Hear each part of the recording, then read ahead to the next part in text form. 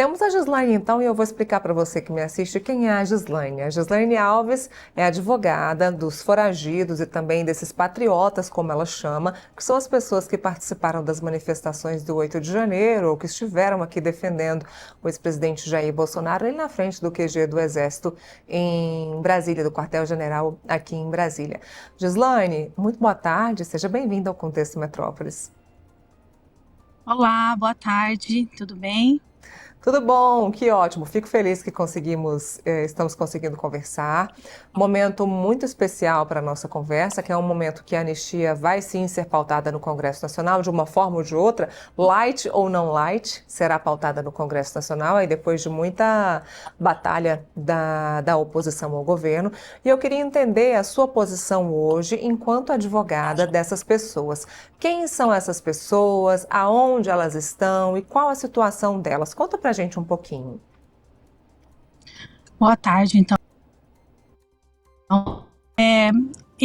Hoje eles estão espalhados, né, no nosso Brasil todo, e também nós temos aqueles patriotas que tiveram que foragir, tiveram que sair do nosso país para eles poderem ter um pouco de liberdade. A situação deles hoje é muito triste, é desesperadora, porque eles estão sofrendo muito. Eles estão longe, aqueles que estão foragidos, eles estão longe das suas famílias, estão longe da sua casa, sua pátria. Muitos têm filhos, muitos são avós, né? Tem pessoas que nem conheceram seus netos.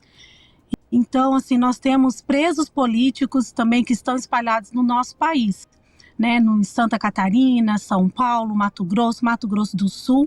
Então, nós temos aí muitos patriotas presos injustamente. E essa anistia é o que nós estamos buscando, que nós estamos clamando aí para que seja pautada logo e com urgência, para que nós possamos ter a anistia ampla para todos os nossos patriotas, e inclusive para aquele que nós defendemos também, que é Jair Bolsonaro. Gislaine, hoje a situação da maioria das pessoas é de prisão, cadeia, de estarem cumprindo medidas cautelares. Qual é a situação da maioria das pessoas? Sim,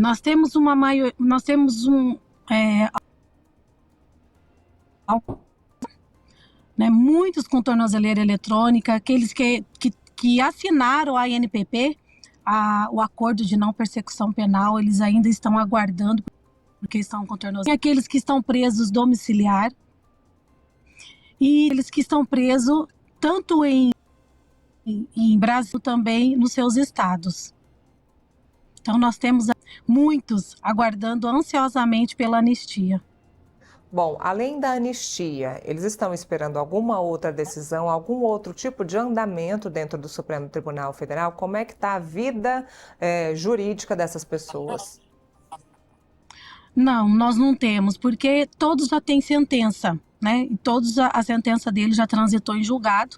Então agora eles estão na fase de execução da pena. Então essa fase de execução da pena não se tem mais o que ser feito. Acabou, para eles encerrou. Ou vem anistia, ou então eles vão cumprir a pena de 16, 18, 15, 12 anos. Para quem está foragido, como é que está sendo a vida dessas pessoas que estão foragidas? Como é que elas estão sobrevivendo? Como é que elas estão se mantendo? E existe alguma expectativa de voltar para o Brasil? Olha, a situação de quem está fora do nosso país é uma situação precária, triste e desumana. Recentemente, uma casa onde eles ficam, essa casa foi inundada. Todas as coisas deles foram levadas pela água, sem lugar para ficar, sem lugar para comer. E então, assim, nós fizemos uma grande mobilização para nós podermos ajudar essas pessoas. A maioria deles procuram trabalho onde eles estão, mas é muito difícil o trabalho. Então eles fazem, né, um trabalhinho aqui, outro ali, mas a situação deles é de desespero total mesmo. Eles estão sofrendo muito, porque eles não querem ficar onde eles estão, eles querem voltar para o seu país. E para eles não tem outra escolha. se não vier anistia, eles vão continuar foragidos, porque se eles colocarem o pé aqui no país, eles são presos. Imediatamente eles são presos. Eu estou dizendo de pessoas que têm acima de 60 anos, acima de 50 anos, pais de famílias, avós, como eu já disse. Então é por isso que nós lutamos tanto pela anistia, porque muitos deles não estão passando fome, porque existe uma grande nação chamada Brasil, brasileiros, por eles. Essas pessoas que estão foragidas, elas tiveram algum bloqueio de contas bancárias, algum tipo de bloqueio ou de restrição para receber dinheiro? Tiveram.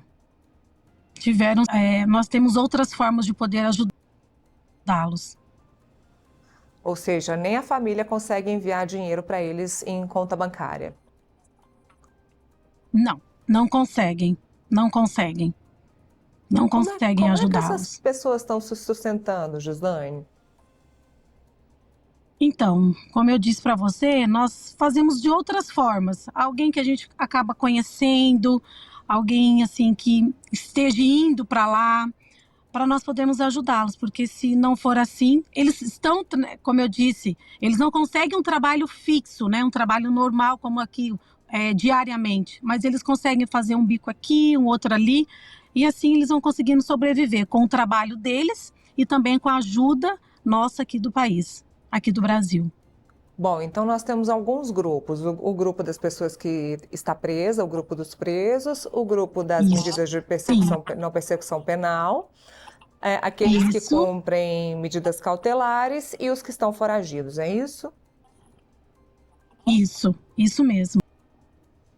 E nós, em Brasília, nós temos presos políticos que não moram em Brasília, né, que não residem, a sua residência não é em Brasília, mas eles não saíram ainda, não tiveram um momento e eles continuam presos em Brasília. Meu cliente, né, meu e da doutora Chanise, ele está preso em Brasília, ele tem 4 filhas, 2 filhas menores de idade e que hoje estão morando com a irmã, passando necessidade.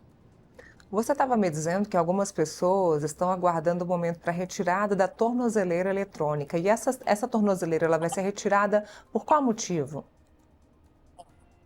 Por causa do acordo de não persecução penal. Eles fizeram esse acordo, né?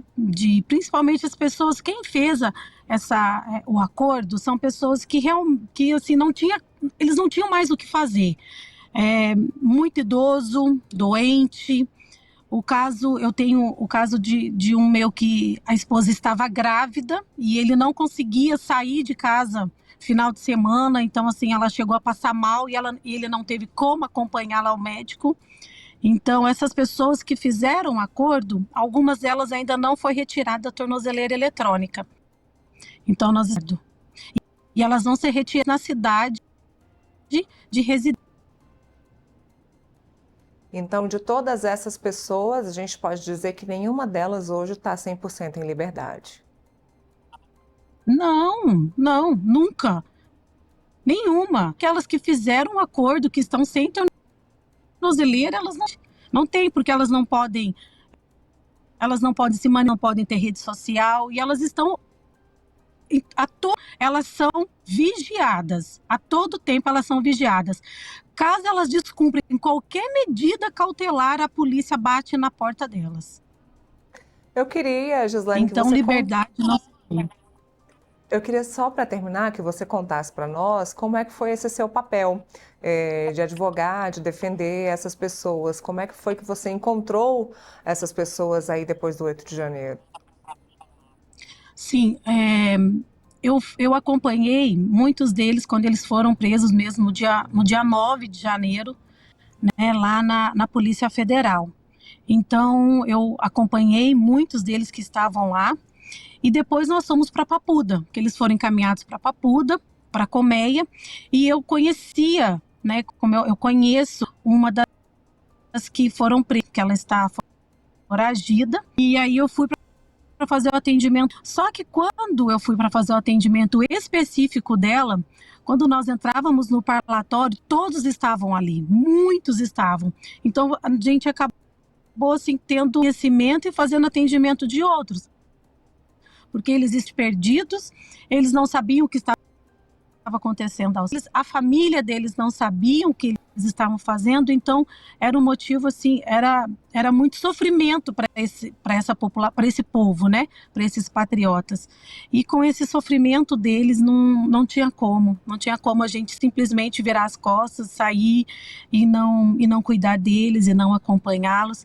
E desde o dia 9 de janeiro eu continuo na luta, continuo fazendo os atendimentos. Hoje eu estou impedida porque eu sou vereadora e faço parte da mesa diretora da Câmara, então eu estou impedida, mas a minha colega Chanise, doutora Chanise e a doutora Kelly, elas estão fazendo a parte processual para mim, fazendo esse acompanhamento. Bom. Mas com a família aqui fora, nós continuamos ainda com o atendimento a todos eles. Muito bem, e nós seguimos acompanhando aqui essa questão da pauta da anistia no Congresso Nacional, que deve ser de fato pautada. Acompanhamos também o julgamento do ex-presidente Jair Bolsonaro. E vai ter evento, né? Tem evento em Mato Grosso aí na semana que vem, se eu não me engano, aí evento no dia 12, pró-Bolsonaro, não é isso? No dia 12 e no dia 12 mais um. Nós vamos ter, principalmente no dia 12 mais um, que nós vamos ter um grande evento político com a nossa eterna primeira-dama Michele Bolsonaro. Ela vai estar em Sorriso, no Mato Grosso, um grande evento político. Bom, e a gente acompanha também, seguimos acompanhando tudo. Agradeço muito a sua participação, muito obrigada mesmo e parabéns pelo seu trabalho. Eu que agradeço, muito obrigada por vocês estarem aí acompanhando. E se Deus quiser, né, nós iremos voltar para trazer boas notícias da nossa anistia. Se Deus quiser, isso vai acontecer em breve. Muito obrigada. Obrigada a você, até mais.